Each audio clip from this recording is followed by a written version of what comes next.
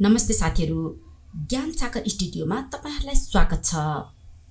के तपाईले कहिले सोच्नु भएको छ महिलाको योनिबाट किन सेतो पानी बग्छ र यो सामान्य हो कि कुनै समस्याको संकेत हो? धेरै महिलाहरुलाई यो प्रश्नले सताउँछ।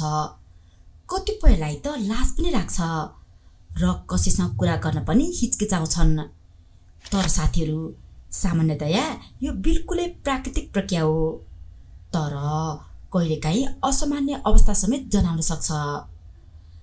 आज हामी यसै विषयमा गहिरो कुरा गर्नेछौं। अर्थात् आजको भिडियोमा हामी जान्नेछौं सेतो पानी बग्नु कुन अवस्थामा सामान्य हुन्छ र कुन अवस्थामा स्वास्थ्य समस्याको संकेत दिन्छ। साथीहरु, एकपटक कल्पना गर्नुस् त, हाम्रो शरीर एउटा अचम्मको मेसिन हो। हरेक अंगले आफ्नो काम कुशलतापूर्वक गर्छ। जसरी हाम्रो आँखाले आँसु निकाल्छ, मुखले र्याल निकाल्छ, त्यसैगरी महिलाको योनिले पनि आफ्नो सरसफाइका लागि तरल पदार्थ निकाल्छ। यसैलाई हामी साधारण भाषामा सेतो पानी वा ल्युकोरिया भन्छौं। अब तपाईहरु सोच्नुला यो किन हुन्छ त? यसका धेरै कारणहरू छन्। आउनुहोस् तिनीहरू बारे केही उदाहरण सहित बुझौं। सेतो पानी बग्ने पहिलो कारण यो एउटा सामान्य शारीरिक प्रक्रिया हो। जसरी हाम्रो शरीरलाई सफा राख्न पसिना आउँछ, त्यसैगरी योनिलाई पनि ब्याक्टेरिया र संक्रमणबाट बचाउन यो तरल पदार्थ निस्कन्छ।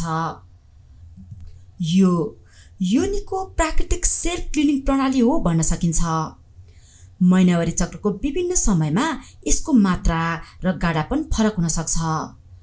उदाहरणका लागि ओभुलेसन, अन्डा निस्कने समयमा यो अलि बाक्लो र चिप्लो हुन सक्छ ताकि शुक्राणु अन्डासम्म पुग्न सजिलो होस्।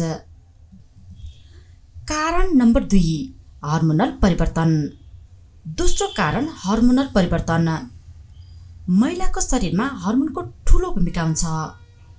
महिनावारी सुरु हुनुभन्दा अघि, गर्भावस्थामा, स्तनपान गराउने बेलामा वा गर्भनिरोधक चक्कीहरूको प्रयोग गर्दा हार्मोनमा परिवर्तन आउँछ।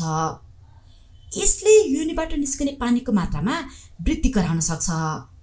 प्रेग्नेन्सीमा योनिबाट बढी पानी आउनु सामान्य मानिन्छ किनभने यसले संक्रमणबाट गर्भाशयलाई बचाउन मद्दत गर्छ। कारण 3, यौन उत्तेजना। तेस्रो कारण यौन उत्तेजना। यौन सम्पर्कको बेला वा यौन उत्तेजित हुँदा योनिभित्रको ग्रन्थीहरूले तरल पदार्थ उत्पादन गर्छन्। यसले यौन सम्पर्कलाई सहज बनाउन मद्दत गर्छ। कारण नम्बर 4, संक्रमण। चौथो र महत्त्वपूर्ण कारण संक्रमण।